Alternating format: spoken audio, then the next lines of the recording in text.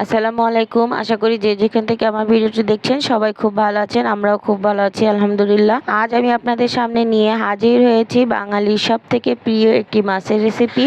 হ্যাঁ, ঠিকই ধরেছেন, এটা হচ্ছে ইলিশ মাছের রেসিপি। আজ আমি আপনাদের সবজি দিয়ে ইলিশ মাছ রান্না করে দেখাবো।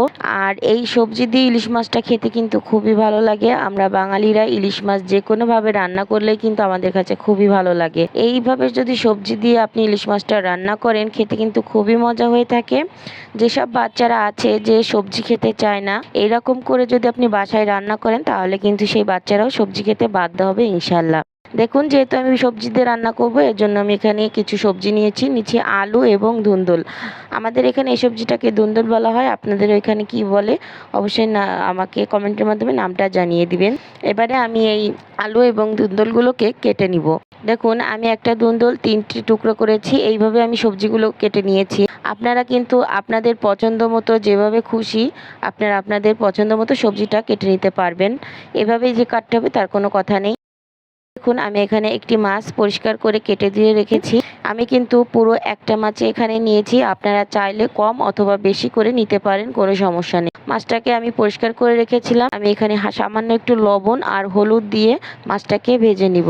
কড়াইতে আমি তেল বসিয়ে দিয়েছি, সয়াবিন তেল, চাইলে সরিষার তেলেও রান্না করতে পারেন। তেলটা একটু গরম হয়ে আসলে আমি যে মাছটা এখানে ম্যারিনেট করে রেখেছিলাম সেটাই এখানে দিয়ে দিচ্ছি। দিয়ে মাছটাকে আমি উল্টে পাল্টে ভেজে নিব। আমি কিন্তু মাছটাকে খুব বেশি ভাজবো না, আপনারা আপনাদের পছন্দ অনুযায়ী যেভাবে ভালো লাগে আপনাদের কাছে সেভাবে ভেজে নিতে পারেন। আমি একটু হালকা করেই ভেজেছি, কারণ ইলিশ মাছটা খুব বেশি ভাজলে তরকারি রান্নলে ভালো লাগে না আমার কাছে, এই কারণে। দেখুন, আমার মাছটা এখানে ভাজা হয়ে গেছে। এবারে আমি মাছটা তুলে নিচ্ছি। প্রথমেই বলেছিলাম আমি কিন্তু একটু হালকা করেই ভেজেছি। সবগুলি মাছ তুলে নেওয়ার পরে আমি এখানে ওই একই তেলে কিন্তু পেঁয়াজ দিয়ে দিব। আমি এখানে হাফ কাপ পেঁয়াজ দিয়ে দিয়েছি। পেঁয়াজটাকে নেড়েচেড়ে একটু নরম হওয়া পর্যন্ত ভেজে নিতে হবে। খুব বেশি ব্রাউন করার প্রয়োজন নেই, একটু নরম হলেই হবে। পেঁয়াজটা যখন এভাবে নরম হয়ে যাবে তখন আমি এখানে দিয়ে দেব 1 চামচ কাঁচামরিচের পেস্ট, হাফ চামচ আদার পেস্ট এবং হাফ চামচ রসুনের পেস্ট। ইলিশ মাছে খুব বেশি মশলা দেওয়ার প্রয়োজন হয় না, খুবই সামান্য করে মশলা দিতে হয়, তা নাহলে কিন্তু ইলিশ মাছের নিজস্ব একটি ফ্লেভার এবং স্বাদ আছে, ওই ফ্লেভার এবং স্বাদটা নষ্ট হয়ে যায়। কারণে আমি একটু কম করেই দিয়েছি। অবশ্যই একটু কম করে দেওয়ার চেষ্টা করবেন। মশলাটা ভালোভাবে নেড়েচেড়ে কষিয়ে নিয়ে এখানে দিয়ে দেবো শুকনো উপকরণ, দিয়ে দেবো স্বাদ অনুযায়ী লবণ, হাফ চামচ হলুদের গুঁড়া, হাফ চামচ মরিচের গুঁড়া এবং হাফ চামচ ধনিয়া গুঁড়া। এগুলো দিয়ে আমি আবার ভালো করে নেড়েচেড়ে কষিয়ে নিব। এই মশলাগুলি যাতে ভালো করে কষানো হয় এর জন্য সামান্য একটু পানি দিয়ে আবারও নেড়েচেড়ে আমি এটাকে ঢাকনা দিয়ে 1 মিনিটের মতো রান্না করে নিব। দেখুন, 1 মিনিট পরে তেলটা পুরোপুরি ভেসে উঠেছে। আসলে তার মানে মশলাটা খুব ভালো করে আমার কষানো হয়ে গেছে। এবারে নেড়ে চেড়ে আমি এখানে যে আগে থেকে সবজিগুলো কেটে রেখেছিলাম সেই সবজিগুলো আমি এখানে দিয়ে দিচ্ছি। এখনো পর্যন্ত যারা যারা আমার ভিডিওটি কন্টিনিউ করছেন এখন একটি লাইক দিননি, অবশ্যই একটি লাইক করে দিবেন প্লিজ। আপনারা অনেকে আছেন লাইক করতে ভুলে যান, এখন একটি লাইক করে দিবেন। দেখুন, সবজিগুলি দিয়ে দিলাম। মশলার সঙ্গে সবজিগুলোকে ভালো করে মশলার সঙ্গে মিশিয়ে নিতে হবে।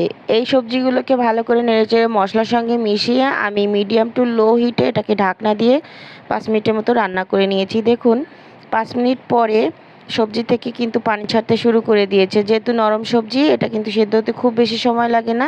পানি ছাড়তে শুরু করেছে, এই পানিটাতেই কিন্তু সবজিটা আমি সেদ্ধ করব। এবারে আবারও নেড়েচেড়ে আমি ঢাকনা দিয়ে ঢেকে রাখবো। মিডিয়াম টু লো হিটে কিন্তু আমি এটাকে রেখেছি, একদম হাই হিটে রাখা যাবে না, তাহলে পানিটা শুকিয়ে নিচ থেকে কিন্তু সবজিটা ধরে যেতে পারে। দেখুন, আমি আবারও ঢাকনা দিয়ে ঢেকে এটাকে আরও 5 থেকে 7 মিনিটের মতো এটাকে রান্না করব। এর ভেতরেই কিন্তু সবজিটা সেদ্ধ হয়ে যাবে। দেখুন, 5-7 মিনিট পরে সবজি থেকে কিন্তু আরও অনেকটা পরিমাণে পানি ছেড়েছিল। এই সবজিটাকে আমি একদম লো হিটে রান্না করে সবজিটা কিন্তু 80% সেদ্ধ হয়ে গেছে। এবারে আমি আগে থেকে যে মাছটা ভেজে তুলে রেখেছিলাম সেটা এখানে দিয়ে দিচ্ছি। এরপরে আমি এখানে কিন্তু খুবই সামান্য পরিমাণে পানি দিয়ে দেবো, যেহেতু সবজিটাও সেদ্ধ হয়ে গেছে আর মাছটাও ভাজা, খুব বেশি পানি দেওয়ার দরকার নেই, পরিমাণ মতো পানি দিয়ে দিলেই হবে। এবারে ঢাকনা দিয়ে ঢেকে 10 মিনিট রান্না করব। দেখুন, ইলিশ মাছে কিন্তু খুব বেশি রান্না করার দরকার হয় না। ইলিশ মাছ এবং চিংড়ি মাছ এটা কিন্তু খুব দ্রুতই হয়ে যায়। যেহেতু সবজি দিয়ে রান্না করছি এজন্য কিন্তু সময়টা একটুখানি বেশি লাগছে। এবারে আমি 10 মিনিট পরে মাছটাকে একটু উল্টে পাল্টে দিলাম। অবশ্যই আলতো হাতে উল্টাবেন, তা নাহলে কিন্তু মাছটা ভেঙে যেতে পারে।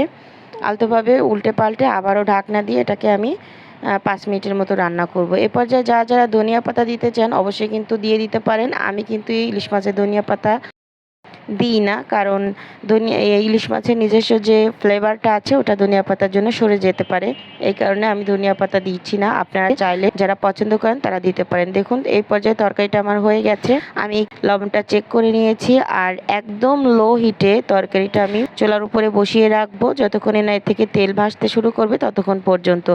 আপনারা যে যেমন গ্রেভি খাবেন সেভাবে কিন্তু এখানে গ্রেভিটা রাখতে পারেন। আমি এখানে লবণটা টেস্ট করে নিয়েছি, আমার এখানে ঠিক আছে। আপনাদের কাছে যদি কম বেশি হয় তাহলে কিন্তু আপনারা দিয়ে নিতে পারেন। এবারে আমি এটাকে দমে রাখবো। এবারে দেখুন আমি কিন্তু সার্ভে চলে এসেছি। আমার ইলিশ মাছটা কিন্তু পুরোটা কমপ্লিট হয়ে গেছে। দেখতে মাশাআল্লাহ কতটা লোভনীয় হয়েছে একবার আপনারা দেখলেই কিন্তু বুঝতে পারছেন। এইভাবে যদি আপনি একবার ইলিশ মাছ রান্না করেন তাহলে কিন্তু আপনার সবজিও খাওয়া হয়ে যাবে এবং ইলিশ মাছটাও খুব ভালোই লাগবে। অবশ্যই আমার ভিডিওটি যদি কোথাও কোনো জায়গায় আপনার ভালো লেগে থাকে তাহলে একটি লাইক কমেন্ট শেয়ার করবেন এবং আমার চ্যানেলটি সাবস্ক্রাইব করে রাখবেন। অবশ্যই বেল আইকনটি বাজিয়ে দিবেন যাতে যখন যা ভিডিও ছাড়ি সবার আগে আপনার কাছে পৌঁছে যেতে পারেন এবং আপনি দেখতে পারেন। অবশ্যই বাসায় একদিন এইভাবে আপনারা ট্রাই করবেন। সবার কাছে কেমন লাগবে কমেন্টের মাধ্যমে জানাবেন। সবাই ভালো থাকবেন, সুস্থ থাকবেন। আসসালামু আলাইকুম।